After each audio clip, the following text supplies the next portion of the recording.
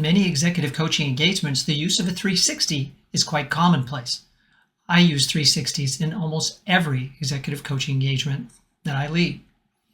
My favorites being the Checkpoint 360 and the Genos 360, especially when it's focused on emotional intelligence development. There are many benefits to the use of 360s as part of an engagement, but you might not be as clear about the cons of using 360s. There are some potential downsides, and there are solutions to those downsides, and I'll share them with you in this video. 360s, when set up right, can be a very effective means of getting the outside view of how people see a leader across an array of competencies. But how can they potentially work against you and the coachee? Let's review the potential cons here. First one being that some people acting in the rater role may feel that it's not truly anonymous, and therefore they may be subject to retaliation for the feedback they provide.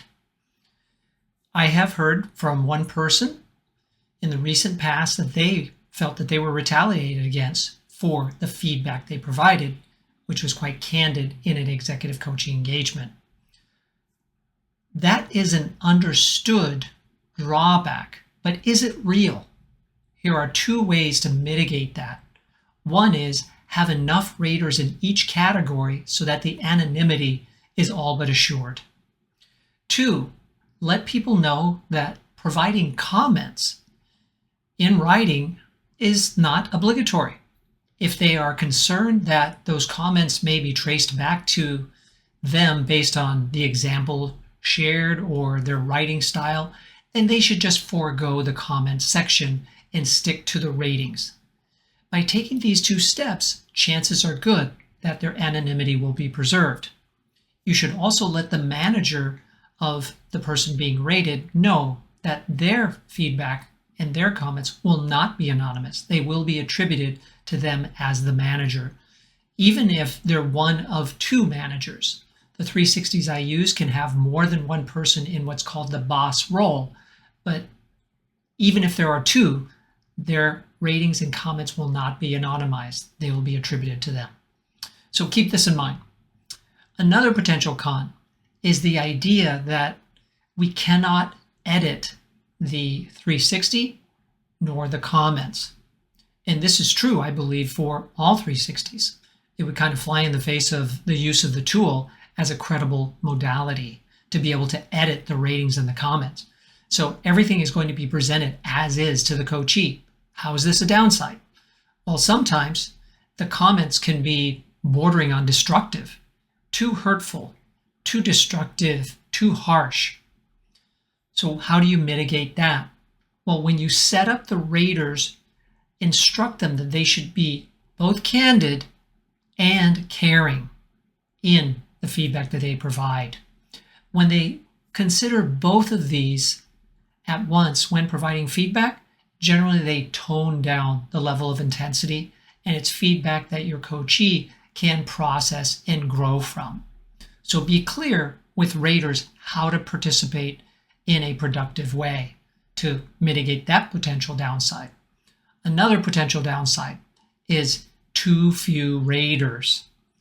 My minimum is about 12. If I can't get at least 12 raters, and that includes the person being coached, right? The person being rated acting as self, the manager, and then 10 other people, I don't feel that we're getting enough input to really enable the coachee to grow from the process. And there's just not enough various perspectives being pulled into the 360. My upside number is about 22. After that, I don't think there's a whole lot of return on investment to get more and more raters into the mix. So be sure that you don't get too few raters. If there just aren't enough, then perhaps you may want to use a different process, such as confidential verbal interviews of that small group of people, and you can create an agreed upon set of questions for those confidential interviews. Another potential downside is what's called rater fatigue. Rater fatigue happens when there are too many 360s happening at the same time. And so people who are participating are having to fill out 2, 3, 4 360s. And by the time they get to the last few, they're wanting to get it over with and get it done as quickly as possible. That's not a good setup for great feedback to help your coachee.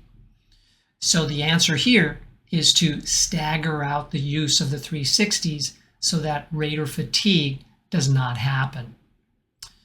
Now, there is something to watch out for, which isn't really a downside if you set it up right, and that is the right window within which raters are given an opportunity to participate in the process. I have found that 2 weeks is just right. It's not too long and it's not too short. When you set it for less than 2 weeks, you don't include 2 weekends. That's sometimes when raters will participate, is over the weekend when they have time to sit down and quietly reflect on the leader being rated and to really lean into the process to give them quality feedback. 1 week may catch people out of the office on vacation, loaded up with projects, not feeling well, and they just don't get a chance to participate. More than 2 weeks, and you're giving people wiggle room to put it off, and we don't want that. So keep that in mind as you set up the process. By following these ideas for how to mitigate the downsides and set it up properly, you'll have a greater likelihood of succeeding with the use of 360s. If you would like samples of the 360s that I use, email me at michael@BAECexecutivecoach.com. If you have your own ideas about downsides and how to mitigate their damaging effects to the use of a 360, please place them in the comments. I'd love to see them. If you have questions about coaching in general, email me and I may answer them in a future video. Now, of course, if you haven't already subscribed to the channel, please click that button as more videos are on the way. And if you'd like to go deeper with me and truly understand the use of 360s, assessments, and to become trained and certified as an executive coach, consider enrolling in the Center for Executive Coaching, where I have served as a faculty member for many years. I lead online learning classes multiple times a week, mentor coaching programs several times a year, and in-person seminars several times a year. There may be one coming up near to you.